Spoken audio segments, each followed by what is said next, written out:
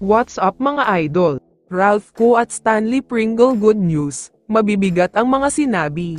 Pero bago mo sana ipagpatuloy ang panonood mo, ay huwag mong kalimutan na mag-subscribe bilang suporta sa aking YouTube channel. Maraming salamat idol.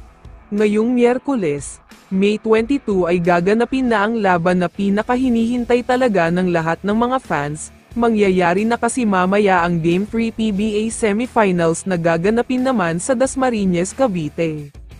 First game dyan ang laban ng San Miguel Beermen at Rain or Shine Elasto Painters. 4:30 ng hapon gaganapin ang laban na ito. Sobrang exciting din naman ang serye na ito at isa din talaga sa inaabangan ng lahat. Mabilis na dagdag kaalaman lang, dahil noong huling naglaro ang PBA sa Cavite ay 17 years ago na.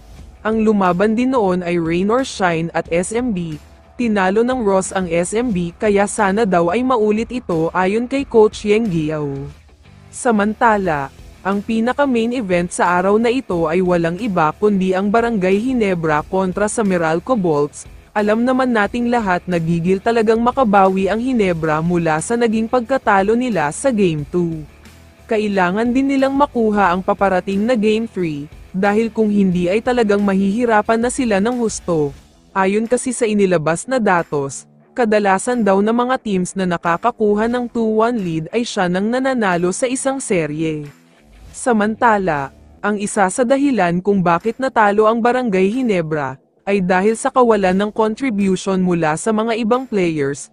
Tanging si Christian Standhardinger lang talaga ang gumawa ng husto para sa Ginebra nitong Game 2. Isa sana si Ralph Ko sa pinaka-inaasahan ni Coach Team, pero ang problema ay wala siyang masyadong ginawa, kung sa Game 1 ay nagtala siya ng 18 points at 6 out of 7 sa 3, pero sa Game 2 ay 6 points lang ang iniscore niya. Pero ayon mismo kay Ralph Ko, asahan daw nating lahat ang bounce back game mula sa kanya, at hindi daw niya hahayaan na maulit ang nangyari sa Game 2, kung saan nagdadalawang isip siyang tumira. Buo na daw ang loob niya sa Game 3. Sa kabilang banda naman, maganda ang stats ni Stanley Pringle, at isa siya sa 3 players ng Ginebra na nakapagtala ng double-digit points, pero ayon sa kanya ay kulang pa daw ang ginawa niya kaya hindi sila nakakuha ng panalo. Marami daw talagang game plan na ginawa si Coach Team at ang buong Ginebra, mas kondisyon rin daw ang katawan ng mga players ngayon.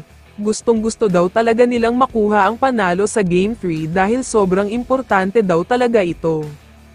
Kaya naman kung ikaw ang tatanungin idol, ano ang masasabi mo sa balitang ito? I-comment mo naman ang sagot mo sa tanong na ito. So dito na nagtatapos ang video na ito. Maraming salamat sa pagsuporta at panonood mga idol. Ingat at bye-bye.